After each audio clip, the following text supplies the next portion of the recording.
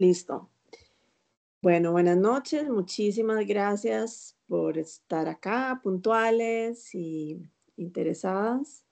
Me imagino que poco a poco se nos van uniendo, espero que sí.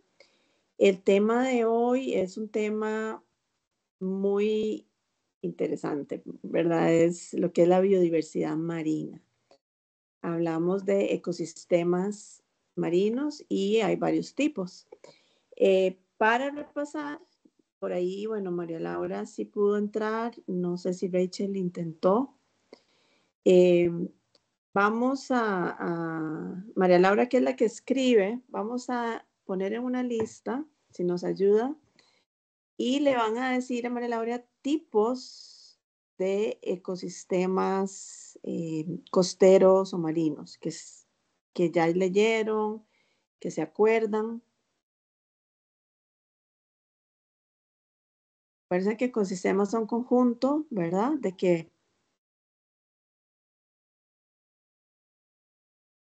De comunidades que interactúan entre sí con su medio biótico o abiótico. Entonces, al pensar en ecosistemas marinos, ¿qué es lo primero? O sea, como, ¿qué nos imaginamos? A ver, ayudémosle a María Laura que escriba en la pizarra.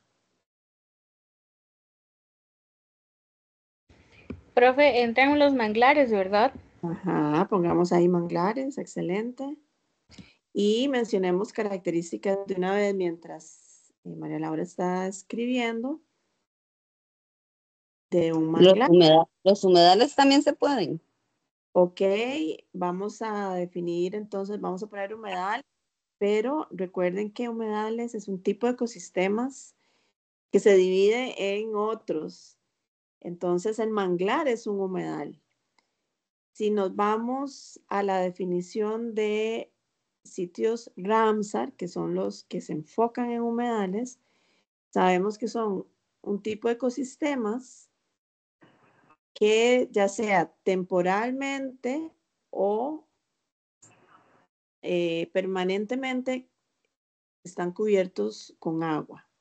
Entonces, entre las características del manglar, perfecto, está entre la desembocadura de ríos, ¿verdad? Hacia el mar. Por aquí nos está poniendo poca arena, suelos con poca circulación de aire, sí, muy bien.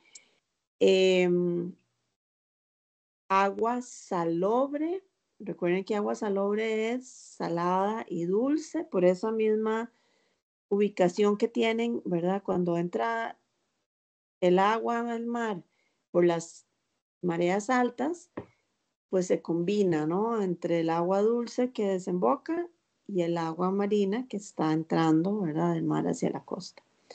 Manglar es uno, los estuarios son otro tipo de ecosistemas, los corales son ecosistemas también, los pastos marinos y ¿verdad? Estamos hablando en ecosistemas marinos. Sí hay marismas también, es un tipo, pastos marinos, marismas, eh, parte de rocas también se consideran ecosistemas, porque en esas rocas, ¿verdad? En todo lo que son como acantilados, hay playas con arena y playas rocosas. Todos esos son tipos de ecosistemas marinos. ¿Y qué más se les viene a la cabeza cuando piensan en ecosistemas marinos?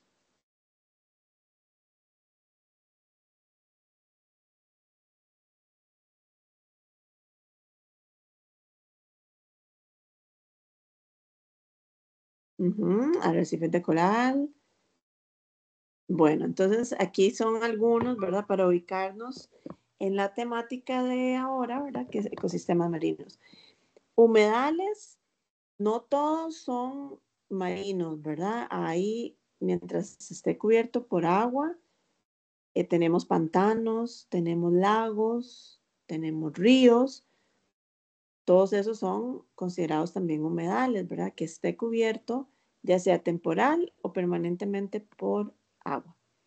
Entonces, para hacer nada más ahí una aclaración. Ahora, ya vimos como características, pensemos en las amenazas que tienen los ecosistemas marinos y las vamos a escribir con otro color. A ver si podemos señalar con otro color o hacemos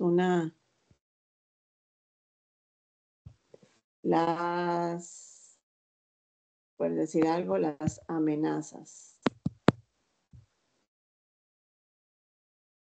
que tienen. Vamos a ponerlas por acá.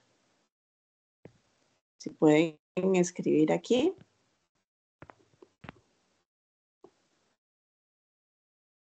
Dejamos un campito.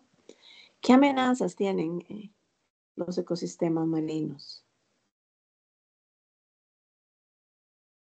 Cada vez hay más y más. Pensemos en qué amenazas tiene un arrecife de coral.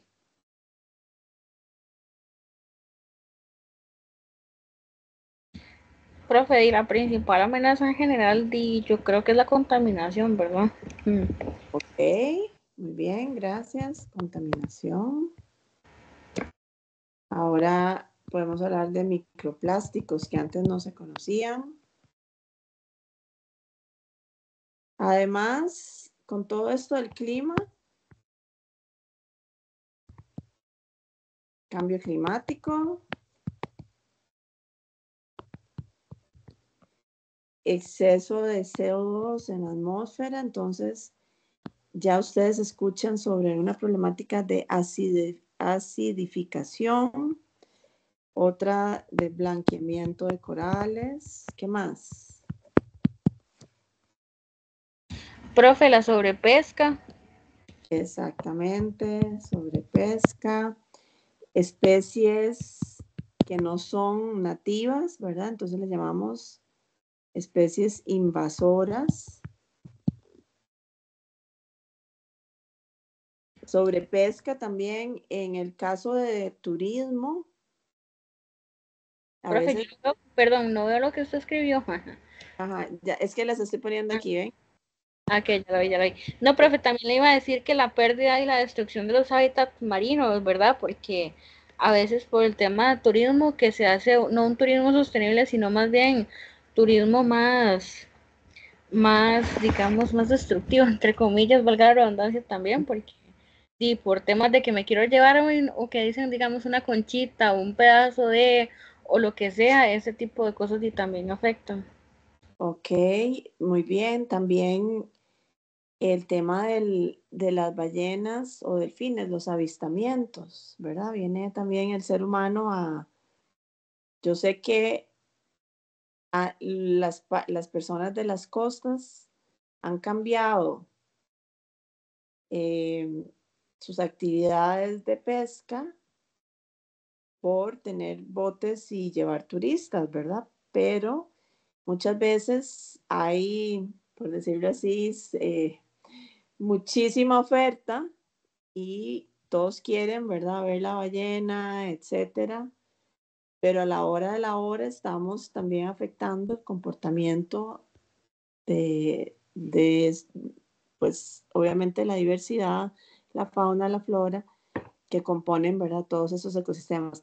Eso de la extracción, buenísimo, ¿no? O sea, es parte de extracción de especies, a veces la pesca deportiva, el trato es devolverlo, ¿verdad? A su hábitat natural, pero también pueden crear cierto impacto. Bueno, entonces ahí podemos seguir la lista. ¿Qué otra cosa se les ocurre entre las amenazas de estos ecosistemas? ¿Qué es acidificación de océanos? ¿Qué han escuchado?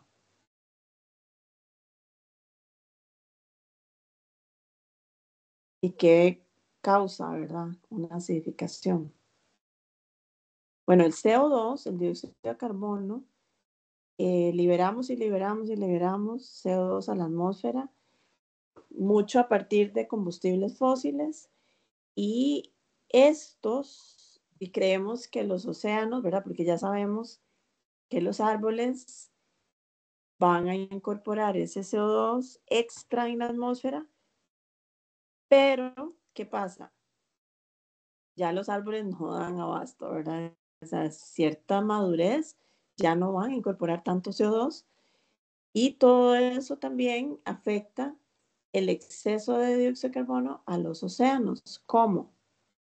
Se disuelve, ¿verdad? El dióxido de carbono se disuelve en el agua y ocurren una serie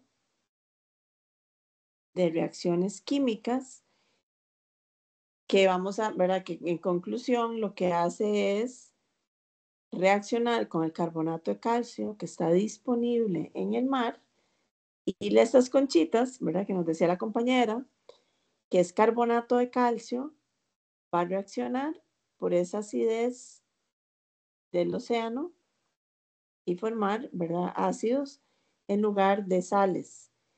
Y vamos a quitarle la disponibilidad de carbonatos de calcio, por ejemplo, a organismos que necesitan como esqueleto o como estructuras protectoras, ¿verdad? Para sobrevivir, sus conchas.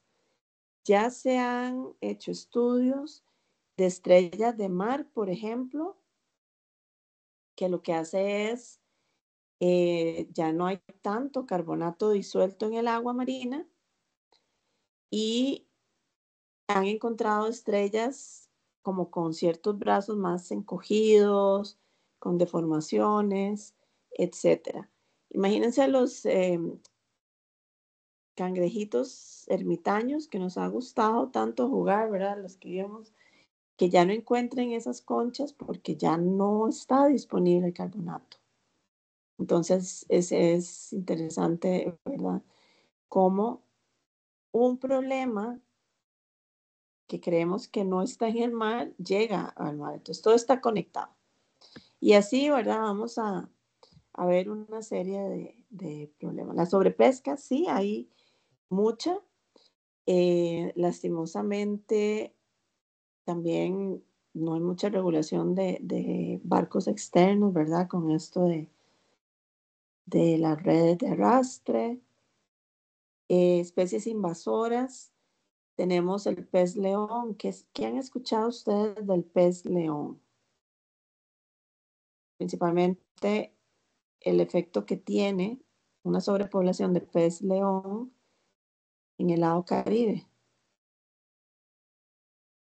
¿Han escuchado de este caso?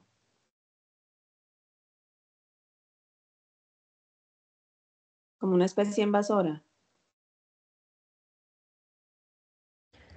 Sí, profe, bueno, yo he escuchado algo similar a lo que usted ha dicho del pez león, de que hay una sobrepoblación increíble que ahí se trata de incrementar, pero a veces sí cuesta mucho, ¿verdad? Ok, bueno, el pez león, para los que no han escuchado, ha afectado el Caribe porque es una especie que no es originaria del Caribe. Viene del Indo-Pacífico, imagínense, el océano Indo-Pacífico. Ustedes dirán, ¿cómo conecto el Indo-Pacífico con el Caribe? ¿Cómo llegó? Bueno, al ser una especie muy exótica, ¿verdad? Como muchas especies exóticas que la gente quiere tener como en sus colecciones, lo tenían en acuarios privados, otros acuarios, dicen que también habían acuarios como estos grandes acuarios famosos en el lado de Florida, y que las mismas personas también, una vez que ya no querían el pez, lo liberaban, ¿verdad? Así como hacen con las lapas o ya se cansan del ruido o del alimentar y los liberan. Entonces, si es que pueden reintegrarse unos, otros no. El pez león, dicen que también el efecto de uno de los huracanes afectó uno de estos acuarios que da a la costa del mar Atlántico y llegó al Caribe y no tiene depredador, ¿verdad? Es una especie invasora, introducida, no es del Caribe. ¿Qué ha pasado? Ha proliferado y se ha acomodado perfectamente en las aguas tranquilas. Es comida fácil, ¿no? En los arrecifes de coral. ¿cómo nos ha afectado de una u otra forma? Bueno, aquí en Costa Rica, ustedes saben que tanto hay riqueza a nivel del continente como a nivel marino. Y este pez tiene unas espinas, por eso le llaman pez león, ¿verdad? Que parece como una cresta del león. Y lo que hace es, su defensa es con estas espinas, ¿no? Entonces, alguien que le gusta bucear, un turista, los mismos pescadores artesanales que no usan, ¿verdad? Que más bien bucean para buscar sus presas, eh, un ataque de este pez o un accidente que majen o toquen es peligrosísimo, ¿verdad? No es así como nada agradable. Entonces, ¿qué es lo que han hecho? Bueno, estudios han determinado que hay que disminuir porque ¿verdad? Está atacando a otras especies nativas, como toda especie invasora. Y hay una época del año en donde es permitido la pesca. Es hasta como tiene que ser con arpón porque no es tan fácil, ¿verdad? Se queda como en el arrecife. Permiten. Y las personas que no tenían en su dieta incluida el pez león han tenido que acostumbrarse a consumirlo también como una opción, ¿verdad? Entonces vean que por todo lado hay solución y sí hay que controlar. Entonces, bueno, eso era como una introducción a la parte de lo que, ¿verdad? Del tema que venimos. Entonces, veo que ya se conectaron más personas. Bienvenidas y bienvenidas. Como siempre, tenemos un espacio. Voy a dejar de compartir la pizarra y voy a compartir ya ahora la presentación.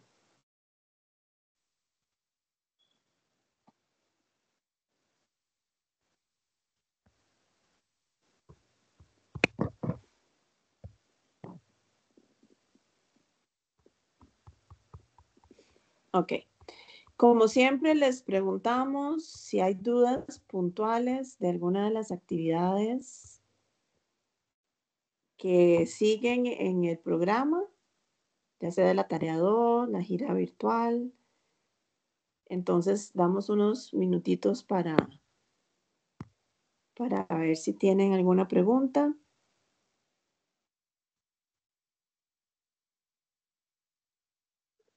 ¿Todos ven la pantalla?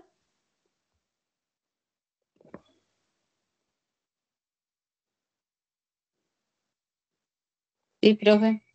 Bueno, ¿no hay preguntas? Ok, comenzamos. Entonces, Hola, profe. ¿sí? Buenas noches.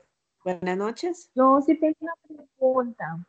Sí. ¿Cuándo es? Porque yo me meto en la plataforma y no he visto la fecha ni la hora de la tutoría virtual. Digo, de la gira virtual. Ok, le llamamos gira virtual en el caso, ¿verdad?, de la tarea 2, porque las instrucciones indican que tienen que ver una serie de videos que los llevan como de viaje, así como les estoy poniendo yo ahorita este video, ¿verdad?, de fondo de los corales. Ustedes deben ver 3 videos, ¿verdad? Entonces, es parte de lo que llamamos gira virtual. Eso es como, ¿verdad? Para que no exista confusión. No es que ustedes se conectan y hacen la gira virtual. Simplemente ustedes van y leen las instrucciones y es una gira virtual porque ustedes no van a estar en esos sitios, sino que ustedes, por decirlo así, observan y toman los datos y las indicaciones que les pide cada apartado. La tutoría virtual es diferente. Esa es la que tenemos ahora y cada tutor les va a enviar un link, también se van a conectar por Teams en el horario de el laboratorio normal. Ustedes no tienen que asistir presencialmente. Envían entre hoy y mañana el link del video de la gira que ustedes realizaron al sitio que escogieron, ¿verdad? Eso es para los que están llevando el laboratorio. Se presentan el día del laboratorio, aquellos que tienen sábado a la hora del laboratorio, el tutor o el profesor o la profesora proyecta.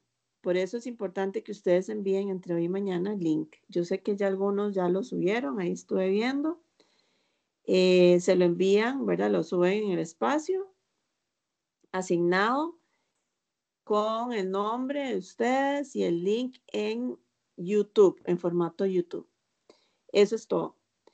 Y la profesora les va a entregar una invitación o profesor para que ustedes asistan ¿verdad? Es como a la hora del laboratorio. Eso con eso. El proyecto del laboratorio ya ustedes, ¿verdad? En la parte escrita lo entregan hasta el 10 de noviembre, hay más tiempo. Pero el video sí lo presentamos y ustedes tienen un espacio de preguntas. No sé si ya está más claro.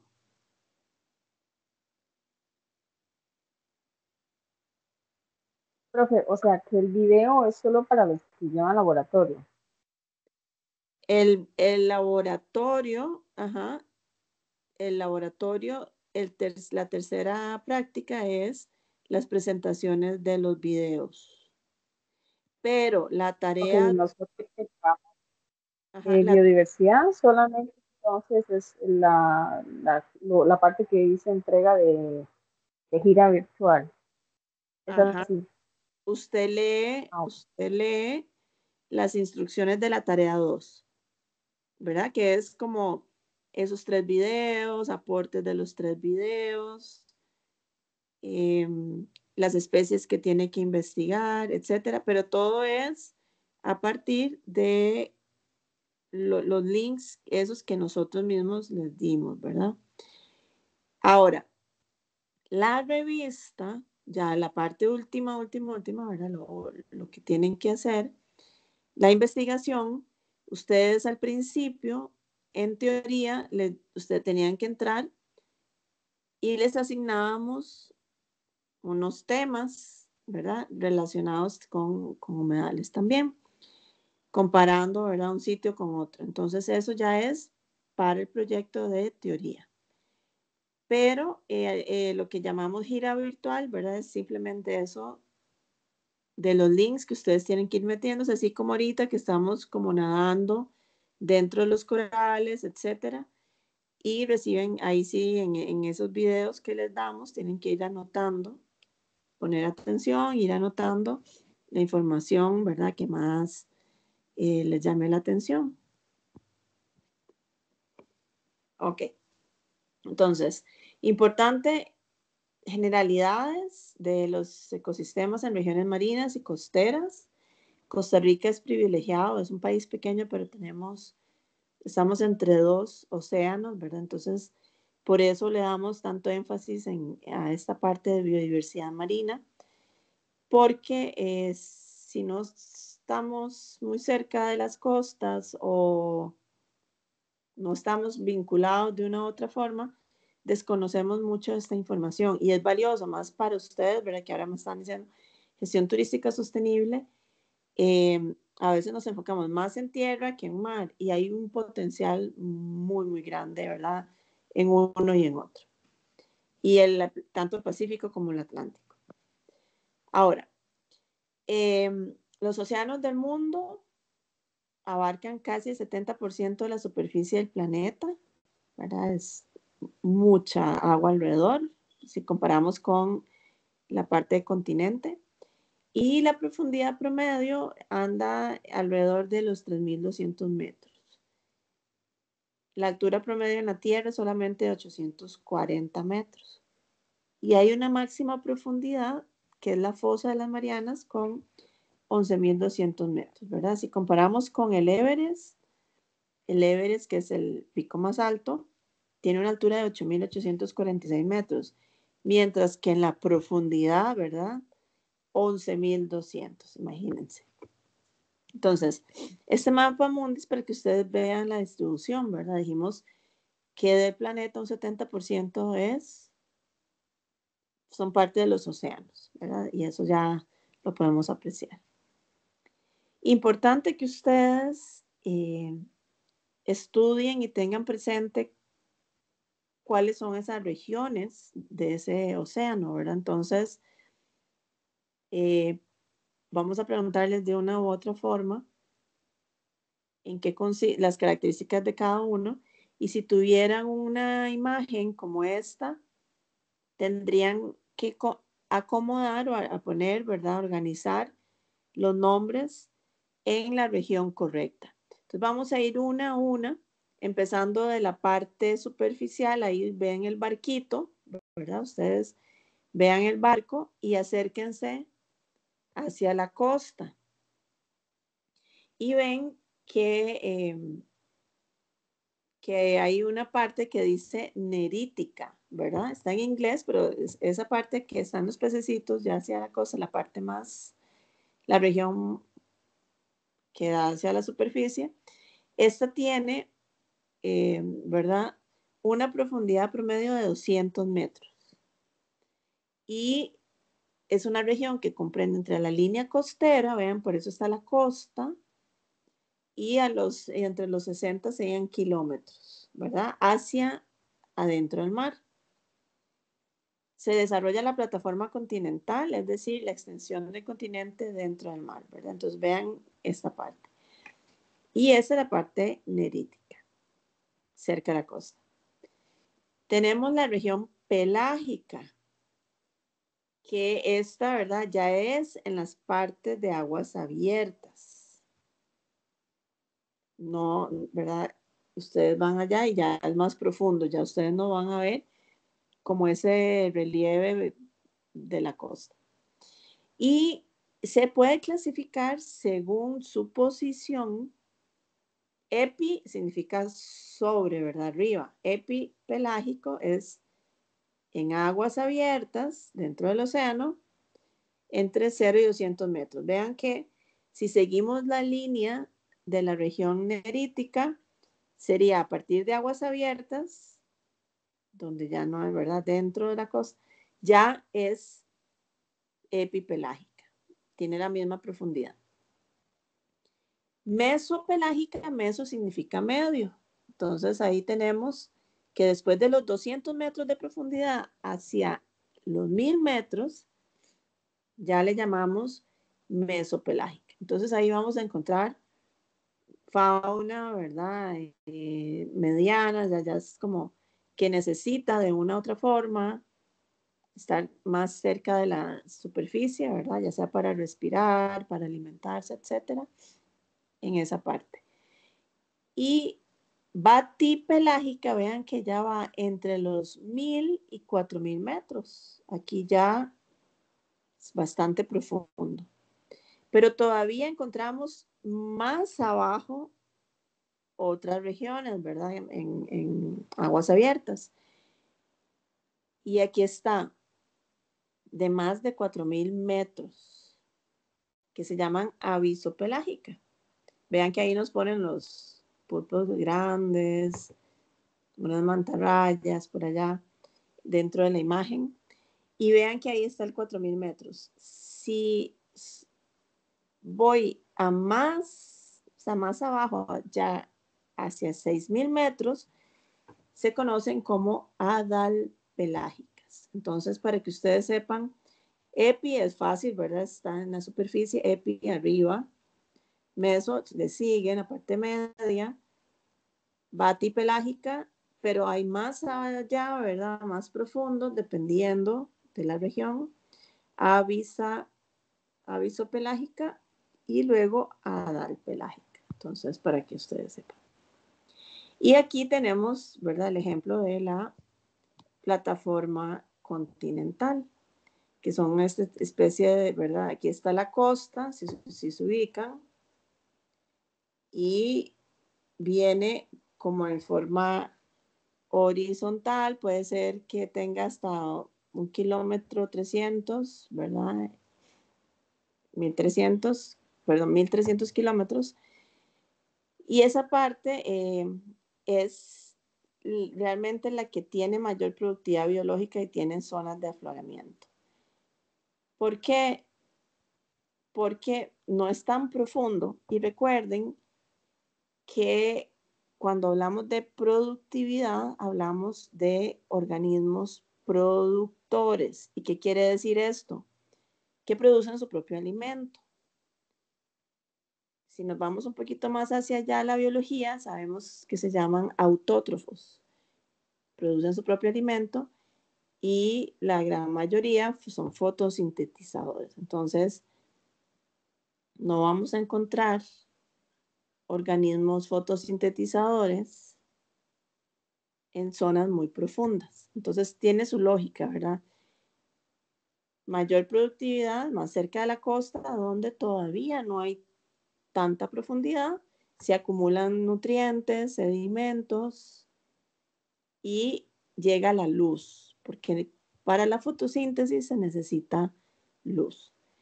Entonces, obviamente van a tener mayor riqueza, mayor cantidad de fitoplancton, ¿verdad? Es el plancton microscópico o sea, que necesita la luz, y por ahí también va a estar, ¿verdad? La cadena, las redes alimenticias, en donde va a estar el zooplancton, van a ver, ya ahorita, bueno, vamos a entrar a esa parte. Y bueno, aquí es lo que queríamos, ¿verdad?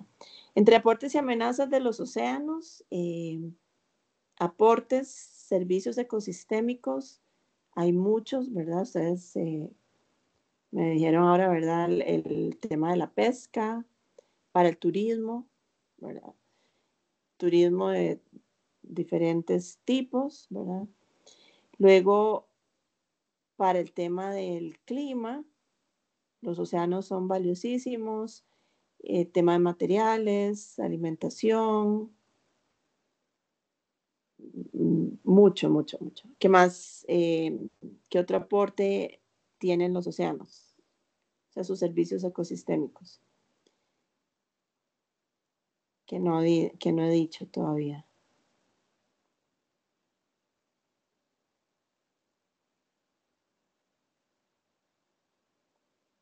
¿Algo que quieran mencionar? Y bueno, amenazas lastimosamente también hay muchas y las estuvimos mencionando. Entonces, entre los aportes, así hay muchos, pero sinteticemos en los siguientes. Son fundamentales para el desarrollo y sustentabilidad de la sociedad humana, recreación, turismo, fuente de alimentos, salud de la biosfera, ¿verdad? Medicamentos también, amenazas sobre pesca, eutrofización. Aquellos que no recuerdan que era eutrofización o eutroficación, es que hay más nutrientes, ¿verdad? Entran más nutrientes de los que se consumen, entonces ciertos organismos van a proliferar.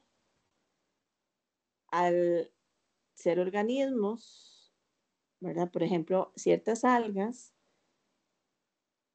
al tener más ya nitratos disueltos, porque tiraron de los fertilizantes al agua de ríos y se lavó hasta el mar.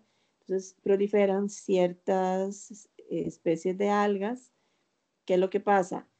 Las algas crecen, dominan, pero el oxígeno disuelto es el que los organismos, ¿verdad? Necesitan, los organismos marinos necesitan. Al proliferar una especie, ¿qué es lo que pasa? Disminuye el oxígeno disuelto en el agua. Y por eso a veces, junto con la eutrofización de ciertas masas de agua, vemos también muertes de peces, hay peces flotando y todo, porque son como explosiones, ¿verdad? Se reproducen rapidísimo, pero el mismo sistema tiene un equilibrio. Imagínense que no, ¿verdad? Entonces, sí hay mortalidad de ciertas especies, pero ya después que disminuye los nutrientes, estos que baja un poquito, ¿verdad? La población. ¿Hay destrucción de hábitats críticos? Sí, lastimosamente ciertos manglares los drenan, los cortan porque quieren poner edificios, canchas de golf, etcétera. Y obviamente todo eso afecta el equilibrio de las zonas costeras y marinas y pues obviamente la disminución de la biodiversidad. Cada organismo tiene una función y al disminuir o desaparecer y extinguirse, pues obviamente va a perturbar el equilibrio. Por acá les menciono, ¿verdad? Se han creado mucho, ahora con los medios sociales, las redes y todos los programas socializan más los proyectos y la gente pues toma más conciencia, esperamos. Y también con el tema de crear días, ¿verdad? Ahora hay días para todo, pero es una forma de tomar conciencia. Entonces, por eso mencionamos por acá que el Día Mundial de los Océanos, según, ¿verdad?, lo establecido por la ONU en el 2008, es el 8 de junio. Entonces, muy cerca del Día del Ambiente. Entonces, 5 de junio, Día del Ambiente, 8 de junio, Día Mundial de los Océanos. Se reúnen muchos especialistas, dan charlas, sensibilizan, ¿verdad? Escuelas, colegios, en temas que nos afectan, ¿verdad? De una u otra forma o impactan, ¿verdad? Los océanos. Lo que les decía, ya ustedes vimos, ¿verdad? Al principio en la pizarra, estamos experimentando calentamiento, estamos experimentando acidificación, o sea, aunque ustedes digan, no, si el mar es básico, ¿verdad? Tiene un pH básico. Los mínimos niveles que disminuyan ese pH y se vuelva más ácido, afecta. Y luego la hipoxia, ¿verdad? Hipoxia es falta de oxígeno. Al haber contaminantes dentro, ¿verdad? Afecta y no hay oxígeno para las especies que habitan en esta. Está el panel internacional para el cambio climático, ¿verdad? Que anticipa algunas predicciones. La magnitud de los impactos acumulados es mucho mayor que el asimilado. Y la tasa de extinción de especies marinas está aumentando drásticamente. Entonces, triste, ¿no? ¿Cuándo inicia el estudio de la biodiversidad marina? Vámonos un poquito más atrás a la historia.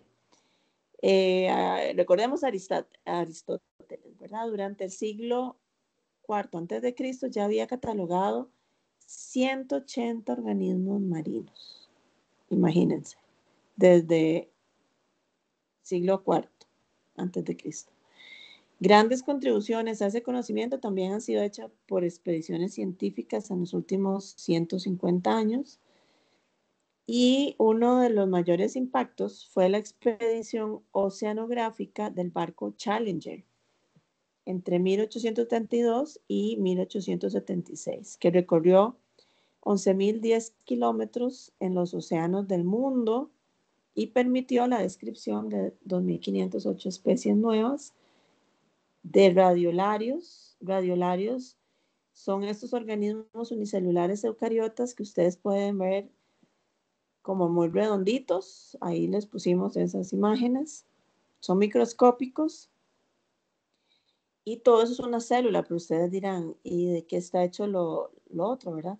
Bueno, ahí están los minerales importantes, los elementos como el calcio, en algunos casos el sílice también. Entonces, son importantes, ¿verdad? Lo que les decía de cada elemento que está es importante para ciertos organismos. También, ¿verdad? Hablando un poquito de historia, se realizan registros mundiales de especies marinas. Aquí están las siglas, WORMS, o COM, que es el Censo de la Vida Marina. También hay sistemas de información biogeográfico de los océanos, como OBIS, Actualmente hay esto, ¿verdad? Es cuando fue publicado el libro, sabemos, y ahora les voy a dar un dato más actualizado de ciertas especies que se han encontrado, se han registrado aquí en Costa Rica. Para el 2008, estos censos habían estimado ya más de 120,000 especies marinas. La mitad de especies marinas han sido encontradas cerca de la costa, como decíamos, ¿verdad? Plataforma continental y en aguas poco profundas. Entonces, recordar eso, ¿verdad? Entre más nos alejemos de la costa y mayor profundidad, menos luz. Entonces, son pocos los organismos que realmente habitan. Pueden, ¿verdad?, habitarlo, pero se concentra más cerca de la costa. Y no voy a entrar otra vez en el concepto de biodiversidad, pero aquí se los dejamos. Cada autor, en cada capítulo del libro, les cuenta a ustedes, ¿verdad? Les da repasos de significado de biodiversidad, ¿verdad? Dependiendo del tema que tratan en cada capítulo. Entonces es eso. Aquí nos hablan de evolución, ¿verdad? Que al tener presiones ambientales van a surgir nuevas expresiones de vida, ¿verdad? Eso es una parte de especiación. Por eso este árbol filogenético, ¿verdad? Que está el ancestro común y de ahí se van evolucionando dependiendo de las diferentes presiones. A lo que se refiere con especiación. Hay otros fenómenos naturales o impactos antropogénicos, pero en este caso que tienen impactos negativos, entonces me va a afectar la diversidad de especies.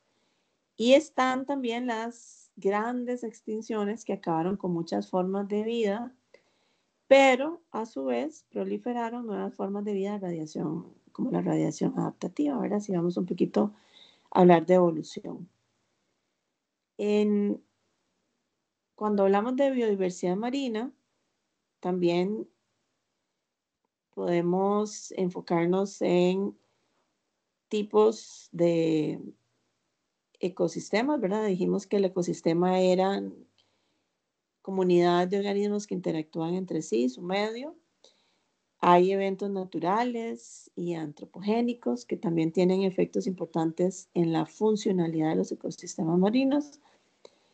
Y en tipos de ecosistemas, por ahí, ¿verdad? Que ustedes me pusieron algunos, podemos mencionar pelágicos y bentónicos. El bentos es el fondo marino. Pelágicos ya vimos, ¿verdad? Está el bipelágico y todos los que mencioné.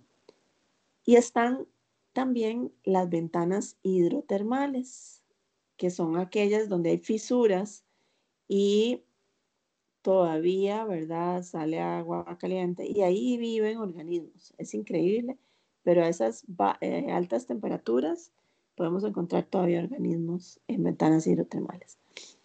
Están los estuarios, los marismas y las lagunas costeras también, ¿verdad? Entonces, dentro de diferentes tipos de ecosistemas. Y los arrecifes de coral, ¿verdad? Que ya mencionábamos, manglares, pastos marinos, zonas entre mareas, ecosistemas rocosos. A veces es súper entretenido. Si ustedes van a una playa, las playas rocosas también tienen su encanto, ¿verdad? Si exploran y son muy observadores, que lleven zapatos, sandalias, porque dentro de las rocas a veces son muy filosas o hay ciertos organismos que, ¿verdad?, nos pueden causar algún daño, pero los invito a explorar y en poca área cuenten cuántas especies diferentes de organismos vieron. Y si se forman como piscinitas dentro de la roca, ahí quedan también ciertos peces y otros organismos.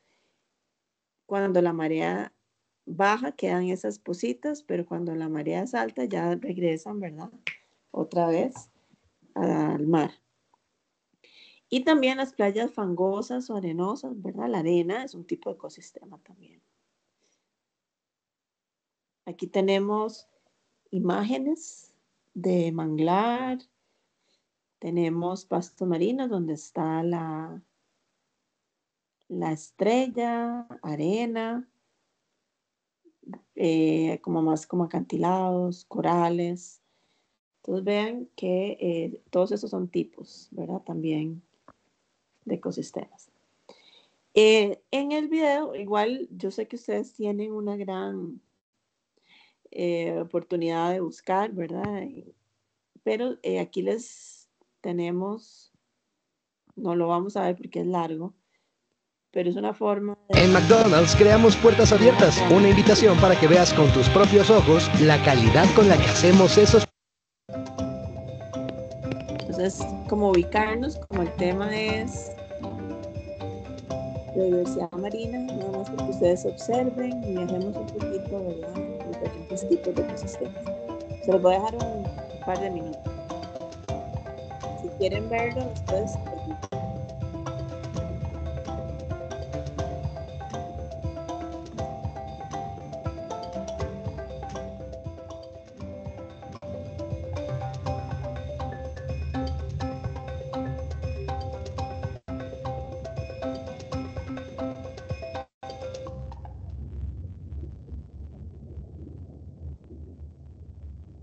Pero ante todo, los corales son un refugio y un lugar donde buscar alimento.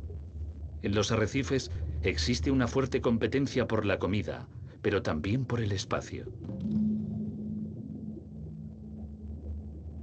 Además, los depredadores son frecuentes y llegan atraídos por la variedad de comida que pueden encontrar.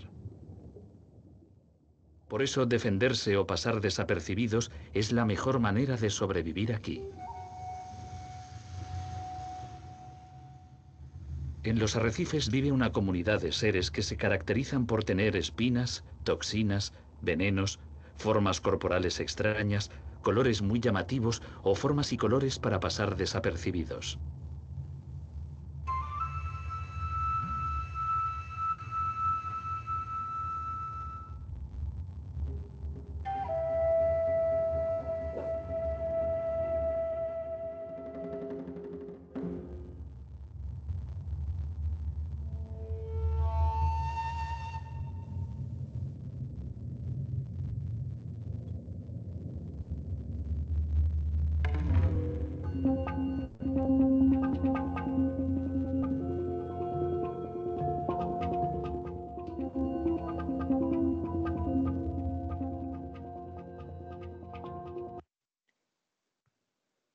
bueno, ahí les dejo, ¿verdad? El viaje. No sé si alguno de ustedes bucea y nos puede compartir la experiencia. Pero bueno, en lo que vimos, ¿verdad?, que son corales, podemos contar muchas especies y lo que enfatizábamos, ¿no?, los corales. Y por ahí vieron también unas especies de, parecían, ¿verdad?, peces parecidos al pez león. Con el tema de resiliencia ecológica, ¿verdad? Es importante porque son ecosistemas que al estar, bueno, en el caso, aquí nos ponen el ejemplo de los arrecifes, pero también los manglares, las zonas rocosas, tienen cierta resiliencia y esto es que cuando vienen fenómenos naturales, vienen a ser una barrera natural también y protegen, ¿verdad? Y buscar una estabilidad. Tienen capacidad, ¿verdad?, de asimilar esas perturbaciones sin alterar significativamente sus características de estructura y funcionalidad. Por eso es tan importante que estén donde tiene que estar, ¿no? Si ya alteramos alguno de estos, pues obviamente ahí es donde vienen las inundaciones, eh, afecta, ¿verdad? Si no hay estas barreras, cuesta más que el disturbio vuelva a su normalidad, etcétera. Entonces es caótico si no está. Existen varios factores que afectan esa diversidad marina y riqueza de especies. Vamos a mencionar algunos y obviamente el esfuerzo de muestreo y tamaño de la muestra es sumamente importante. No todos los países invierten en investigación, ¿no? En ver, no hay dinero, entonces no hay esos esfuerzos, pero en la parte del mar es como más costoso también, ¿verdad? Para ir a hacer muestreos se necesita equipo, se necesita barcos, entonces es bastante complicado. Hay dificultades de tiempo, condiciones de la parte del mar, las mareas, accesibilidad, complejidad del hábitat, ¿verdad? Entonces, todos esos factores también van a afectar en la cantidad de especies.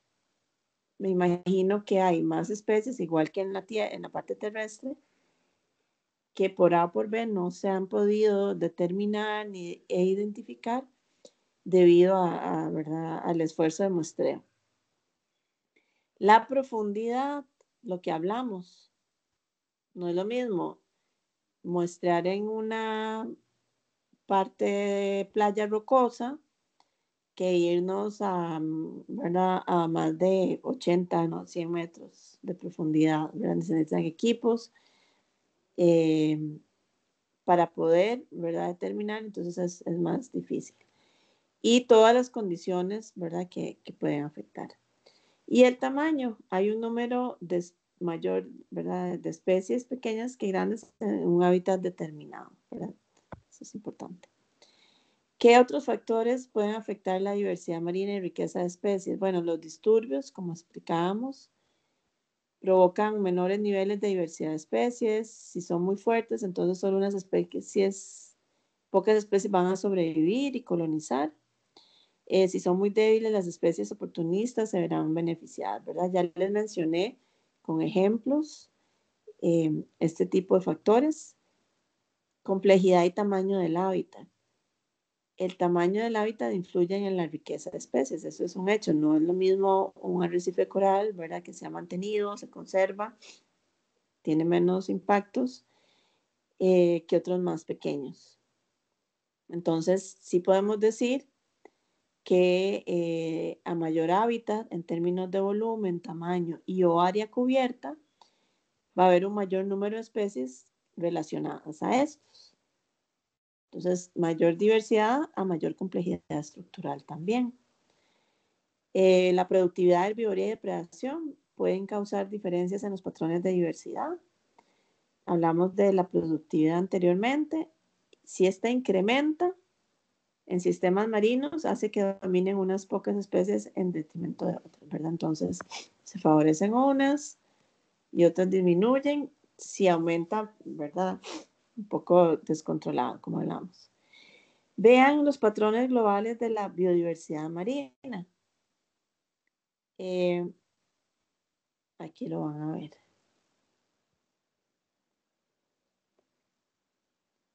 Si ven, aquí hay especies. Uno, en colores azules como más opaco, a 109 en densidad de especies, ¿verdad? Entonces, si vemos los puntos desde amarillo hacia rojo, se ubican en la región tropical también. Entonces, coincide que va a haber más especies en el trópico y lo mismo que la diversidad terrestre que hablábamos anteriormente. Vean acá, riqueza de grupos funcionales. ¿Qué quiere decir eso? Grupos funcionales es que tienen que haber productores, herbívoros, filtradores, etc. Entonces, hay mucha diversidad y muchos organismos que tienen diferentes funciones, tienen diferentes nichos ecológicos. Y véanlo acá. En equidad de especies, ¿verdad? ¿Cómo están distribuidas? La equidad, dijimos que, bueno, no lo hemos dicho porque vamos a tener los índices de equidad, que se los vamos a explicar, los que llevan laboratorio también. Equidad es, si el índice es menor, es mejor distribuido. Esas especies están mejor distribuidas, es decir, no domina una sola especie. Vean que son los azulados. Los índices entre más cercano a cero dicen que mayor diversidad en este caso y menor diversidad en lo rojo. Entonces coinciden, ¿verdad?, con la riqueza. Y aquí en la diversidad, lo mismo, ¿verdad? Para que después vamos a interpretar un poco los índices, pero lo que quería resaltar es que en el trópico coincide, ¿verdad?, mayor riqueza de especies también. Hablemos un poquito, hablamos de forma general, vamos a mencionar ahora la biodiversidad marina en Costa Rica. Como les decía, Costa Rica tiene una posición privilegiada, tenemos 2 océanos. Si quisieran ir a la playa, van al Caribe y el mismo día podrían cruzar al otro lado del Pacífico, ¿verdad? Entonces, la costa pacífica es la más larga, linealmente tendría 1.254 kilómetros, ¿verdad? Si lo ponemos de forma lineal. Mientras que la costa caribeña tiene 212 kilómetros. Ahora, está compuesto por diferentes tipos. Tenemos arrecifes, tenemos manglares, pastos marinos, zonas rocosas, acantilados, playas fangosas, arenosas, regiones estuarinas, ¿verdad? Donde hay estuarios. Y el Golfo de Nicoya, por ejemplo, ¿verdad?, tiene esas características. Luego un fiordo tropical, Golfo Dulce y sistemas de afloramiento costero que están en Golfo de Papagayo, Golfo de Santa Elena, Bahía Salinas. Una fosa oceánica y la cordillera submarina volcánica de Coco. Entonces vean qué ventajas tenemos, aunque somos un país pequeño, en el tema marino, ¿verdad?, esa riqueza. Ahora, Costa Rica tiene 3 puntos calientes. Si vamos al mapa, ubiquen Golfo Dulce. Entonces voy a hacer un poquito más grande acá. Por esta parte del Golfo. Ay, se me mueve mucho. Golfito, ¿lo ven? Golfo Dulce es esto de acá. Que se ve. Es un tipo de... O sea, es un punto caliente donde mayor biodiversidad marina se han registrado por ahora, ¿verdad? Hablando en nuestro país, y tenemos 1.028 especies marinas. El Golfo de Papagayo, ubiquémonos por acá, vamos hacia la parte de Guanacaste, véanlo acá. Ese es otro punto caliente. Acá tenemos 570 especies marinas solo en Bahía Culebra, solamente ahí. Y bueno, y ya si nos vamos a la parte de islas, aquí no tenemos al Coco, pero en el Coco se han registrado aproximadamente 1.600 especies marinas, ¿verdad?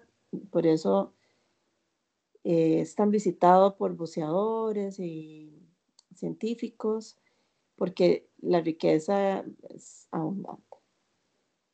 Hay una propuesta para la conservación de nuestro espacio marino, donde se proponen, entre otras cosas, 35 sitios para la conservación de la diversidad marina. Entonces, si les preguntamos cuáles son los 3 puntos calientes, ustedes dirán Golfo Dulce, Golfo de Papagayo y Isla del Coco. Lo mismo, aquí vamos a poner...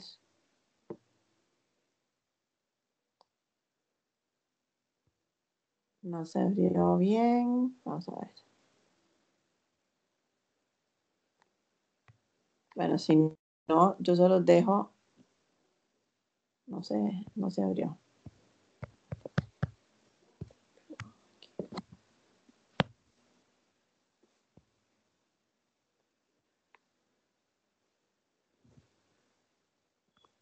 Me sacó. Entonces voy a... Ahí era un videíto de Isla del Coco. No sé por qué no me lo...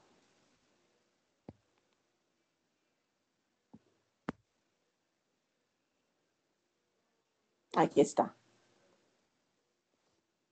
Entonces, esto es cortito. De gran importancia a nivel mundial para el mantenimiento de especies marinas de alto valor comercial y la conservación de aquellas que se encuentran en peligro de extinción. Uno de estos sitios se ubica en las aguas costarricenses, a 532 kilómetros de la provincia de Punta Arenas. El Parque Nacional Isla del Coco, denominada Sitio Patrimonio Natural de la Humanidad, alberga a más de 1.600 especies marinas, de las cuales 45 son endémicas. Su alta biodiversidad y la conservación efectiva de su espacio marino son claves para dinamizar la economía nacional por medio del uso sostenible de los recursos. El turismo, principal actividad, genera cerca de $20 millones al año. La pesca, realizada en zonas permitidas y fuera de los límites de protección, se beneficia debido al efecto desborde, que busca equilibrar la protección y el aprovechamiento sostenible de los recursos. Asegurar la conservación efectiva del área de conservación marina Cocos requiere de estrategias integrales. En ese sentido, una iniciativa pretende fortalecer la protección de este tesoro costarricense de interés mundial y a la vez promover alternativas productivas en las zonas costeras que mejoren la calidad de vida de sus habitantes y procuren el aprovechamiento sostenible de los recursos marinos. Con el financiamiento del Blue Action Fund, el proyecto reúne la experiencia y el compromiso de distintas organizaciones, universidades e instituciones, quienes se convierten en los aliados perfectos para su implementación. Hoy firmamos un ambicioso proyecto para apoyar la gestión del área de conservación marina del Coco con la participación de socios estratégicos, además de la Fundación Mariviva, la Fundación de Amigos de la Isla del Coco FAICO, el Centro de Investigaciones Marinas CIMAR de la Universidad de Costa Rica y la Universidad de la Bretaña Occidental de Francia. Seremos en conjunto un equipo que trabajaremos en la consolidación de los objetivos de este proyecto. La iniciativa trabaja bajo 3 enfoques: desarrollo y actualización de los planes de manejo de las áreas marinas protegidas existentes en esta área, mejora de los recursos, instrumentos y capacidades para la implementación de los planes de manejo y el uso sostenible de la zona, promoción de alternativas productivas en las comunidades costeras del Cantón Central de Punta Arenas. Este proyecto permite fortalecer un esfuerzo país, un esfuerzo integral desde la visión de ambiente, generando un impacto positivo no solo al personal del área de conservación, sino a los usuarios relacionados con el área marina protegida. La protección de los recursos marinos los hemos dejado atrás, o sea, no los hemos tenido como prioridad en la conservación de los recursos naturales en este país.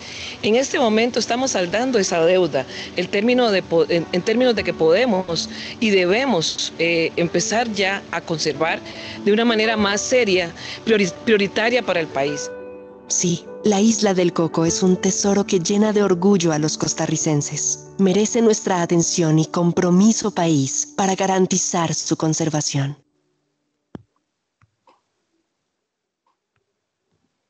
Bueno, eso era para viajar un poquito a la Isla del Coco y ver el tipo de proyectos, ¿verdad? Actualmente.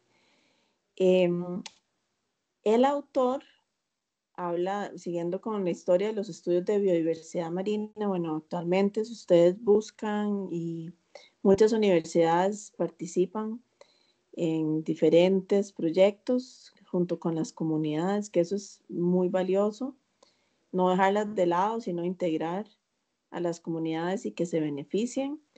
Pero vamos un poquito a la historia que nos menciona el autor y se divide en 3 etapas. Finales del siglo XIX, entre 1930 y 1940 y después de 1980. En las 2 primeras etapas se lleva a cabo especialmente investigadores extranjeros, lo mismo que cuando ustedes leyeron el primer capítulo, ¿verdad? Los historiadores pues eran extranjeros, los que llegaron primero, pioneros. Mucha de dicha información y material recogido no se quedó en el país y hay poca integración con investigadores nacionales. Ese es un problema, ¿no? Se llevaron información, especímenes y no había pues registro, evidencia acá en el país.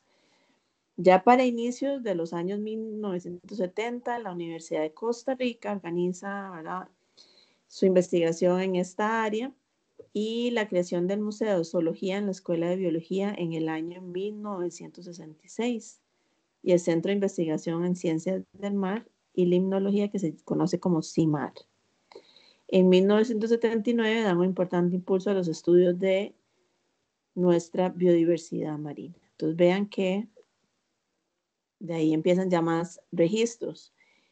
En el año 2009 se publica el libro Marine Biodiversity of Costa Rica, de América Central, editado por el doctor Singo Bergman y Jorge Cortés, que son los de la foto en la esquina izquierda. El total de especies marinas conocidos en Costa Rica hasta esa fecha es decir, al 2009 es de 6.778. 2.321 especies en el Caribe y 4.745 en el Pacífico, ¿verdad? Según estos estudios. Vean qué interesante, ambas costas comparten 288 especies. Y aquí viene punto y aparte, ¿verdad? La isla del Coco, que es el punto caliente con más especies. 1.142 especies en la isla del Coco, de las cuales 35, bueno, ahí ya vimos que en el video nos actualizan, hay más que son endémicas, que se encuentran únicamente en Costa Rica. El país cuenta con un 3.5% de la diversidad marina mundial. Y si ustedes les interesa el tema, pueden ir a datos, ¿verdad?, más actualizados. Ahora, estudios de la Universidad de Costa Rica, vean que lo que hablamos del CIMAR, han registrado, esto fue en 2019, 112 nuevas especies marinas y de agua dulce son descubiertas en el CIMAR. Entonces, hay un montón de especies más que aumentan. Aquí ustedes pueden ver. No me está dejando como entrar directo, hay que darle tiempito.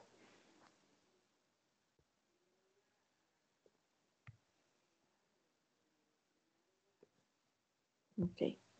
Ahí les dejo el link para los que quieran ir a leer un poco más sobre la biodiversidad marina y cuáles son esas especies nuevas que se han registrado. Profe, una consulta. ¿Sí? ¿Cuánto fue el porcentaje que usted dijo que Costa Rica tiene de población de especies marinas? A nivel mundial, 3.5. ¿Cuánto, perdón? 3.5. 3.5. Pero gracias. Eso es lo del capítulo, y con esas 100 y pico especies registradas nuevas, ¿verdad? Puede ser que varíe un poquito. Que aumenten tal vez un poco. Sí, claro.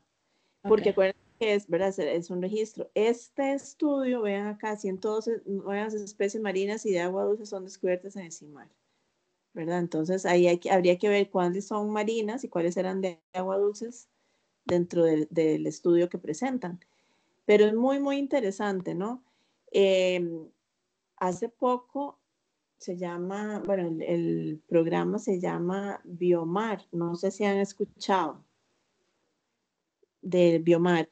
Biomar surge, si ustedes se acuerdan del INBio Parque, ¿se acuerdan del INBio Parque? El INBio, Instituto Nacional de Biodiversidad, que ya pues ahora tiene solo ciertas funciones, ya no existe como tal, que era grandísimo, tenía especialistas, todo el mundo investigando sobre especies nuevas, qué especies podrían, ¿verdad?, tener algún tipo de beneficio para el ser humano, etcétera. Entonces, el INBio, una ventaja que tenía era personas de la comunidad que les enseñaban a recolectar esto que ustedes hacen en el laboratorio, ¿verdad? A recolectar, a hacer el montaje, secado, etcétera. Se los enseñaban y eran ya como un oficio, ¿verdad? Como para taxónomos a personas de la comunidad, que claro, eran buenísimos porque además las personas que están en su ambiente natural encuentran más rápido todo, ¿verdad? Los organismos, se aprendían muy rápido y se volvían casi que aprendían junto con los especialistas, ¿verdad? El área de conservación Guanacaste, junto con varias universidades, el apoyo de varias universidades, dijeron, tenemos como un poco flojo, por decirlo así, nuestros inventarios y monitoreos de la parte marina. Y casi que si ustedes ven en muchas áreas de conservación, la mayoría están cerca de las costas, o sea, también tienen, ¿verdad?, que hacer inventarios y actualizarlos. Entonces, Biomar, se llama el proyecto, viene a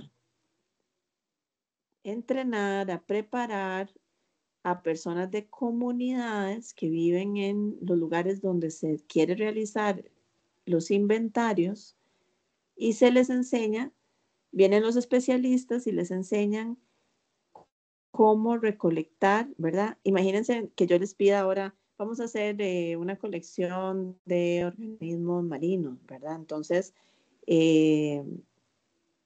del arrecife de coral, todo eso lleva un proceso y ustedes vieron que no es tan fácil. Si cuesta con los terrestres, ahora los marinos tienen, pues obviamente, sus requisitos.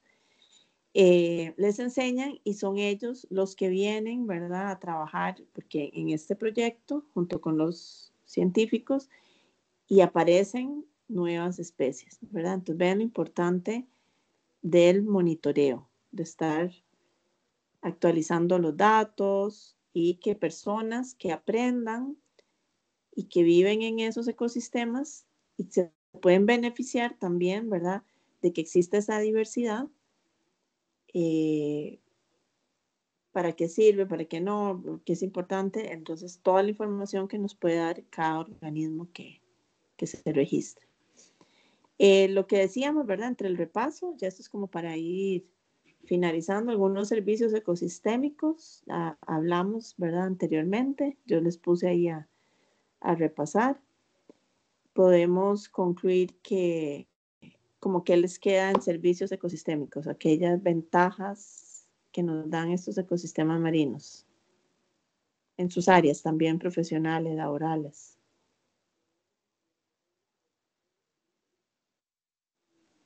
Ecoturismo, ¿verdad? Dijimos que ustedes por ahí mencionaron.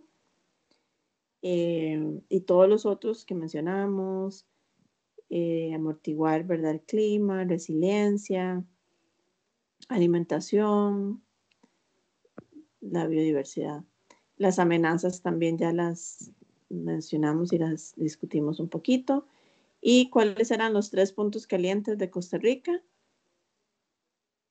A ver si pues, están poniendo atención. Y ya estamos casi terminando.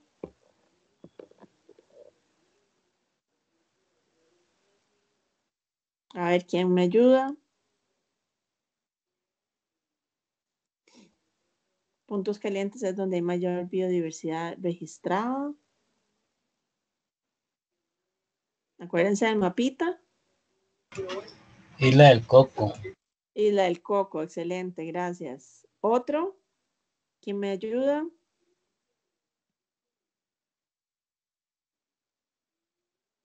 Golfo Dulce y el último. Papagayo. Excelente, muchísimas gracias. Ok. En esta pregunta nada más, ¿cuál es el Día Mundial de los Océanos?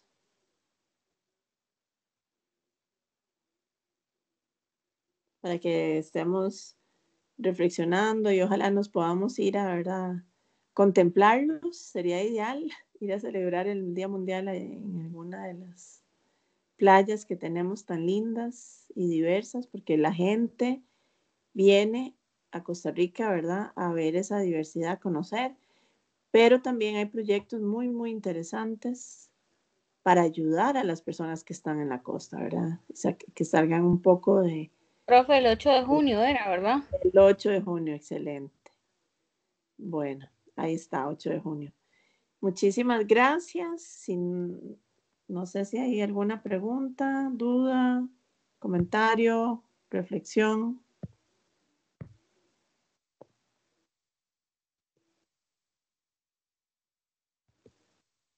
Dino, profe, el tema es muy interesante, entonces dice para estudiarlo, ¿verdad? Por el tema tan bonito. Sí, qué bueno. Sí, es súper interesante y si les gusta, ¿verdad? Hay proyectos, actualmente hay proyectos tan interesantes también, si quieren, ¿verdad? Leer más, averiguar más, tanto a nivel de ayuda con la comunidad como en registros de listas de especies. Tenemos especialistas buenísimos a nivel internacional. Entonces tenemos que sentirnos contentos que también cuando nos dicen que somos un país biodiverso, casi siempre, ¿verdad? Nos enfocamos en la parte terrestre, dejamos un poco de lado lo marino. Y es cierto, ¿verdad? La gente es muy recelosa y también a veces no es tan fácil bucear o hacer snorkel, ¿verdad? Pero son opciones importantes también para aprender un poquito. Bueno, vamos a ver, voy a salir de Canva.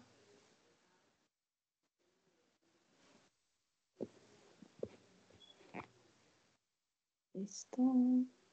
Profe, ¿esa presentación usted la comparte? Sí, yo les comparto cuando les envío el link. Cuando les envío el link del video, cuando ya está listo, yo siempre les mando, ya está el link y les envío la presentación en PDF para que la tengan a mano también. Bueno, agradecerles de verdad. Yo sé que cada vez que avanzamos el curso hay más cositas, pero les agradezco el tiempo que tienen y pasen bien, hagan todos los trabajos, cualquier pregunta nos dicen, ¿verdad? Muchas gracias. Profe, yo ¿Sí? le puedo hacer una consulta, pero un poco más privada. Ok. Sí. No sé si hay más consultas. Si no, ya estaríamos por hoy. Muchísimas gracias. Gracias, profe. Bueno.